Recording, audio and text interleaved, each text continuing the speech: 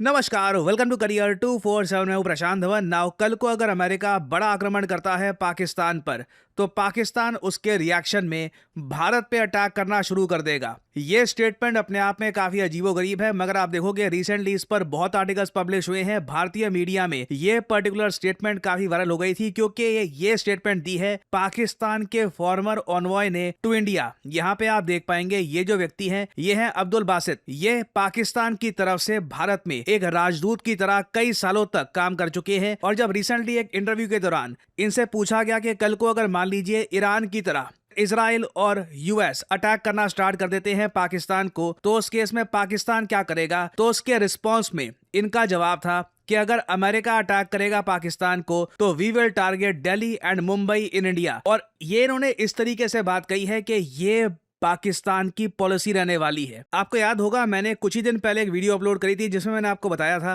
कि यूएस की official report में पाकिस्तान को ये लोग लिखते हैं कि जैसे नॉर्थ कोरिया है, रशिया है, चाइना है, वैसे ही पाकिस्तान है। और पाकिस्तान के लॉन्ग रेंज मिसाइल्स को लेकर यूएस कंसर्न्ड है। कल को बिल्कुल मैं आपको बता दूं पॉसिबिलिटी है एक बार इजराइल ने पाकिस्तान का इशू रेस करना स्टार्ट कर दिया कि इजराइल की सिक्योरिटी को खतरा है पाकिस्तान के मिसाइल प्रोग्राम से, बिल्कुल 100% United states of America attack कर सकता है पाकिस्तान को। और पाकिस्तानियों को यह बात दिख रही है कि अफगानिस्तान, ईरान, इसके बाद अब अल्टीमेटली जियोपॉलिटिकल सेंस के हिसाब से भी आप अगर कहें तो कुछ साल बाद पाकिस्तान का नंबर आने वाला है। नाउ यहां पे मैं दिखाना चाहता हूं आपको ये क्लिप कि अब्दुल बासित ने यहां पर क्या बात बोली कि पाकिस्तान देखिए अगर push comes to shove, let's say Iran सूरत हाल ख़राब हो जाती है, इसराइल आके हमारे पास हमारे साए बैठ जाता है, कल को कोई ऐसी सूरत हाल डेवलप हो जाती है जहां अमेरिका भी हमारे न्यूक्लियर प्रोग्राम को ऐसी बुरी नज़र से देखता है या हमारी न्यूक्लियर कैपेबिलिटी को तबाह करने की कोशिश, जो कि इम्पॉसिबल है।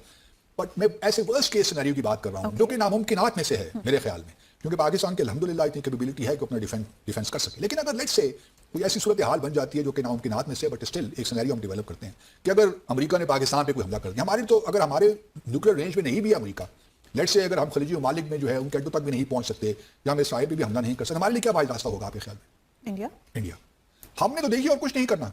हमने तो अगर हमारी रेंज वहां ना भी हुई और अब हम पे कुछ किसी ने बुरी नजर से देखा तो हमने तो बगैर सोचे समझे भारत पे, मुंबई पे अटैक कर देना है, न्यू दिल्ली पे कर देना है, हमने तो छोड़ना नहीं है। हाँ, देखी जाएगी बाद में, छोड़ना चाहिए भी नहीं। अगर हमारे पास और कोई रास्ता नहीं होगा, अगर अमेरिका हमारे कोई हमला करता है, जो कि नामुमकिनात में से, फिर वही कह रहा हूँ, लेकिन ये बात जान लेनी चाहिए तमाम दुनिया को कि अगर खुदा ना खासा पाकिस्तान पे किसी ने बुरी आंख से निकाल डाली, इस वक्त हमारी रेंज में अमेरिका भी नहीं और ना इसराइल है, लेकिन अगर कोई सूरत हाल ऐसी डेवलप होती है तो पाकिस्तान के पास और कोई ऑप्शन नहीं होगा कि वो भारत में जहां उसका दिल चाहता है हमला करेंगे। और फिर देखी जाएगी जो भी होता है, मतलब वो भी हम नहीं चाहते कि ऐसी बात हो। हम यकीनन भारत भी ऐसा नहीं चाहेगा, जिस तरह से थोड़ा सा दुनिया को एहतियात करनी चाहिए कि भारत को भी पाकिस्तान को मैली आंख से नहीं देखना चाहिए। पाकिस्तान में अगर आप लोगों ने इस किस्म के काम किए तो फिर बस अल्लाह बेहतर जानता है कि पाकिस्तान क्या करेगा।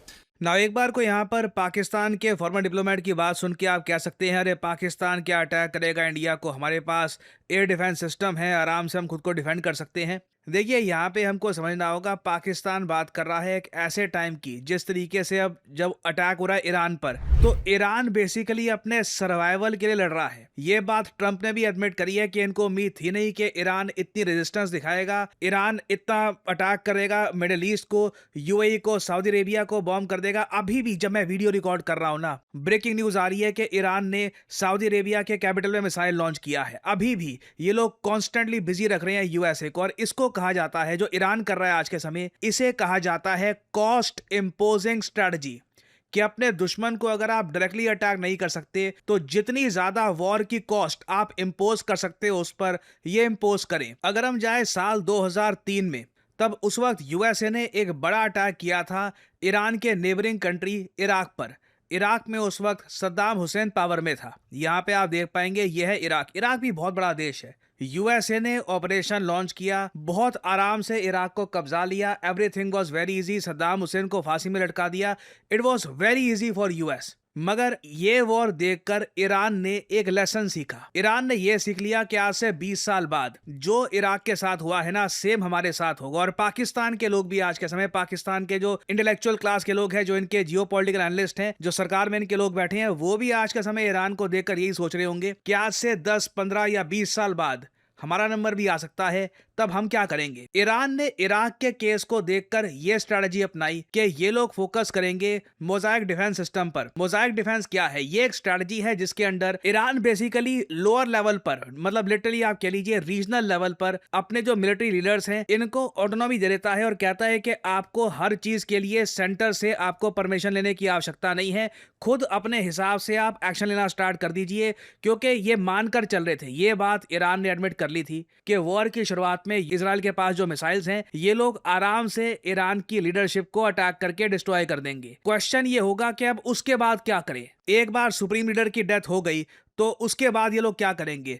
प्रेसिडेंट की अगर मान लो कल को डेथ हो जाती है तो उसके बाद ये लोग क्या करेंगे। तो मोज़ाइक डिफेंस स्ट्रेटजी ईरान की बहुत अच्छे तरीके से काम कर रही है और मैं सरप्राइज नहीं होऊंगा कि पाकिस्तान भी इसको सीख कर इसे अपनी मिलिट्री स्ट्रेटजी में ऐड कर ले। दूसरी चीज पाकिस्तान क्लियरली जो सीख रहा है ईरान से वो ये है कि कॉस्ट इंपोजिंग स्ट्रेटजी पर काम करो। कल को जब इजराइल ने मन बना लिया कि पाकिस्तान के मिसाइल से हमको बहुत खतरा है और यूएसए ने अटैक करना स्टार्ट कर दिया पाकिस्तान को, विच अगेन मैं यहां पे कहीं से नहीं बोल रहा कि ये हो नहीं सकता, बहुत रियलिस्टिक है। आपने देखा पाकिस्तान के जो डिप्लोमेट कह रहे थे कि तो इम्पॉसिबल है, हम चलो मान के चल लेते हैं, जिसका देश होता है वो ऐसी बातें करता है। बट मैं एक न्यूट्रल पर्सपेक्टिव से आपको बताऊं, this is a very realistic scenario कि जो स्थिति आज के समय ईरान की है, आज से 10-15 साल बाद पाकिस्तान के साथ ऐसा हो सकता है। It can very much happen.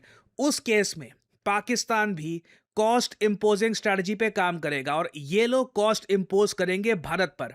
इन लोगों की स्ट्रेटजी ये होगी कि यूएस या इजराइल कल को अगर पाकिस्तान पे अटैक करता है तो उन अटैक्स को रोकने के लिए ये इंडिया पे इतने ज़्यादा डैमेज कर देंगे, हमारी सिटीज़ को इतना डैमेज करने का प्रयास करेंगे कि भारत जाएगा इजराइल के पास, यूएस के पास कि अब ये वॉर रोक दीजिए, अब और ज़्यादा डिस्ट्रक्शन की आवश्यकता नहीं है। अगेन एक बार को आप कह सकते हैं चलो ठीक है, ये स्ट्रेटजी इन लोगों ने बना तो ली, मगर कथनी करनी में फ़र्क बहुत होता है कि कोई प्लान तो बना ले कि मैं चांद पे जाऊंगा या मार्स पे जाऊंगा, वीनस पे जाऊंगा, पर फिर जब आप बैठ के रॉकेट बनाते हो तब पता लगता है कि हाउ डिफिकल्ट इट इज। देखिए यहां पे आपको समझना होगा, पाकिस्तान जिस तरीके से अपने मिसाइल प्रोग्राम पे काम कर रहा है, ये लोग प्रयास करेंगे कि मतलब बहुत सारे मिसाइल्स लॉन्च करे भारत पे और कहीं ना कहीं इतना डैमेज करे कि इस वॉर की जो कीमत है ये ना सिर्फ पाकिस्तान, भारत भी महसूस करे। और भारत को ये लोग देखते हैं एक ऐसा कंट्री जहां पर यूएस लगातार इन्वेस्टमेंट्स कर रहा है। अगर मैं पिछले 10 साल में देखूं तो यूएस की इन्वेस्टमेंट जो है ना पाकिस्तान में, ये शायद $2 बिलियन भी नहीं रही होंगी, जबकि भारत में ऑलरेडी हम देख रहे हैं कि माइक्रोसॉफ्ट और गूगल ये बिलियंस ऑफ डॉलर्स की इन्वेस्टमेंट करने को तैयार हैं। टोटल अगर मैं बात करूं तो आने वाले समय में Amazon, माइक्रोसॉफ्ट और गूगल $67 बिलियन इन्वेस्ट करेंगे भारत में। तो पाकिस्तान यहां पे ऑब्वियसली ये मानकर चल रहा है कि इंडिया एक ऐसा कंट्री है जो इकोनॉमिकली यूएस के लिए बहुत ही इंपॉर्टेंट होने वाला है। तो अगर ये इंडिया को टारगेट करेंगे तो इससे एक कॉस्ट इंपोज ये लोग करने का प्रयास करेंगे इजराइल और यूएस दोनों पर। और अगेन इंडिया ना सिर्फ यूएस के लिए इंपॉर्टेंट है, इवन आप अगर देखो तो इजराइल भी एक डिफेंस कॉरिडोर बिल्ड करना चाहता है भारत के साथ। ये लोग चाहते हैं कि इनकी डिफेंस कंपनीज भारत में मैन्युफैक्चर करे। तो पाकिस्तान की तरफ से अब जो ये वर्ड्स आने स्टार्ट हो गए, आई वुडंट बी सरप्राइज्ड कि चुपचाप इन लोगों ने ये स्ट्रैटेजी बना दी हो। ये अनाउंस नहीं करेंगे इसको कि ये हमारी स्ट्रैटेजी है, बट एक फॉर्मर डिप्लोमेट से ये बात बुलवा देना एक ऐसे टाइम में जब ईरान ये सब कर रहा है मिडिल ईस्ट पर, ये बहुत ही इंपॉर्टेंट जियोपॉलिटिकल मैसेज सेंड करता है। ये सिर्फ हवाबाजी यहां पर नहीं हो रही, this is a genuine geopolitical threat for India. और अगर आप मुझसे पूछे कि भारत इसके रिस्पॉन्स में क्या कर रहा है, देखिए ये बात अब हम डिस्कस कर रहे हैं क्योंकि एक former Pakistani high commissioner to India ने ये बात बोल दी है। बट इससे पहले भी आप अगर देखो तो मैंने आपको बहुत बार बोला है पाकिस्तान के जो मिसाइल्स हैं they are a genuine threat. और भारत ने भी इसकी एक तैयारी कि इवेंचुअली आज से 10 साल बाद जो एक बड़ा पाकिस्तान का डेस्परेट अटैक होगा मान लीजिए भारत पर मिसाइल से, उससे हम कैसे निपटेंगे। इसका आंसर है सुदर्शन चक्र। पीएम मोदी ने स्पीच के दौरान यह बात बताई थी कि एयर डिफेंस में सुदर्शन चक्र भारत का आंसर होगा टू इनकमिंग थ्रेट्स। हमने भारत के इस मिशन सुदर्शन चक्र के लिए कुछ मूलभूत बातें भी तय की है। आने वाले 10 सालों में हम उसको प्रखरता से आगे बढ़ाना चाहते हैं। एक तो ये पूरी आधुनिक सिस्टम, इसके लिए रिसर्च, डेवलपमेंट, उसकी मैन्युफैक्चरिंग हमारे देश में ही हो, हमारे देश के नौजवानों के टैलेंट से हो, हमारे देश के लोगों के द्वारा बनी। दूसरा, एक ऐसी व्यवस्था होगी जो वॉरफेयर के हिसाब से भविष्य में क्या क्या संभावनाएं हैं उसका हिसाब किताब लगा करके +1 की स्ट्रेटेजी वर्कआउट करेगी। तो आपने देखा भविष्य में जो वॉरफेयर होंगी अगेन वी कैन नॉट एस्केप जो जियोपॉलिटिकली दिख रहा है कि ऑब्वियस है कि होना ही होना है, ये कोई प्रिडिक्शन नहीं है। I mean this is like एक जियोपॉलिटिकल कैलकुलेशन आपके सामने आती है, उसका एक इवेंचुअल निष्कर्ष यही निकलता है कि yes there will be a war between India and Pakistan eventually. और हम लोग यही प्रयास कर सकते हैं कि हम एक कदम आगे रहे अपने दुश्मन से। पाकिस्तान जब इवेंचुअली एक बड़ा अटैक करेगा भारत पर मिसाइल से, तो जिस तरीके से काफ़ी बार इजराइल खुद की रक्षा करता है ईरानियन अटैक से, या फिर इससे पहले जो हमास हिजबुल्लाह के अटैक्स होते थे उससे काफ़ी ये लोग अपने शहरों को बचा के रखते हैं थ्रू आयरन डोम। भारत के सामने बड़ा चैलेंज रहने वाला है क्योंकि भारत इजराइल से साइज में कई गुना ज़्यादा बड़ा है, एक बड़ी आबादी है। सो इस पर ऑलरेडी काम शुरू कर दिया गया है एंड आई होप के सुदर्शन चक्र भारत को सुरक्षित रखेगा। नाउ आपने ऐसे आर्टिकल्स बहुत देखे होंगे कि भारत में ग्रेजुएट्स तो बहुत सारे प्रोड्यूस हो रहे हैं, मगर इनमें से बस 40% के आसपास एम्प्लॉयबल है, बाकी 60% में स्किल्स की कमी है।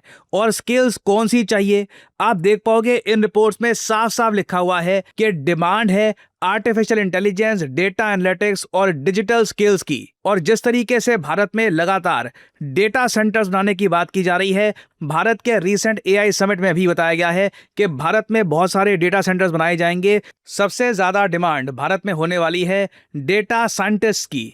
और आज की तारीख में भारत में कई यंगस्टर्स हैं जो डेटा साइंटिस्ट बनकर काम कर रहे हैं टॉप एमएनसीज में, जैसे कि टीसीएस, गूगल पे और वेरियस और company Accenture, IBM. Data scientist की डिमांड भारत में आपको हर जगह मिल जाएगी। नाउ आदमी सुनता है ये टाइटल डेटा साइंटिस्ट तो लगता है कि अच्छा कोई पीएचडी चाहिए होगी इसके लिए, कोई मैथमेटिक्स में आपको शायद जीनियस होना होगा, 18 साल की उम्र से तैयारी करनी पड़ेगी तभी बन पाओगे, आईआईटी का आपको बैकग्राउंड चाहिए। नहीं, ऐसा कुछ भी नहीं है। मैं आपको बता दूं बहुत सारे सक्सेसफुल डेटा साइंटिस्ट आते हैं इंजीनियरिंग, इकोनॉमिक्स, कॉमर्स और even completely non technical background से भी आ सकते हैं। आपका इंटरेस्ट सिंपली होना चाहिए स्टैटिस्टिक्स में। मैथमेटिक्स में आपको याद होगा स्कूल में आपने स्टैटिस्टिक्स पढ़ा था, वहाँ पे आपका इंटरेस्ट है, लॉजिकल प्रॉब्लम सॉल्विंग आपका माइंड है, आपको मज़ा आता है, आप पेशेंट है डीबगिंग को लेकर, मैसी डेटा सेट्स को लेकर, और आपको नए टूल्स लर्न करने में मज़ा आता है। कॉन्स्टेंटली आपको लर्न करना आपका एक जीवन का पैशन है, तो बिल्कुल you can become a data scientist. तो आपको करना यहाँ पर सिंपली क्या है, सिंपली इस वीडियो के कमेंट सेक्शन में जाइए, लिंक आपको मिल जाएगा, ये लिंक ओपन करिए, यहाँ पे अपने डिटेल्स डालिए, use the code PD10 to get the maximum discount possible. Work on your skill, अपने आप को अपस्किल करिए, जॉब रेडी खुद को बनाइए और start your career in data science. और इसी नोट के साथ ये है वीडियो का अंत। Thank you for listening and as I always say, may the gods watch over you.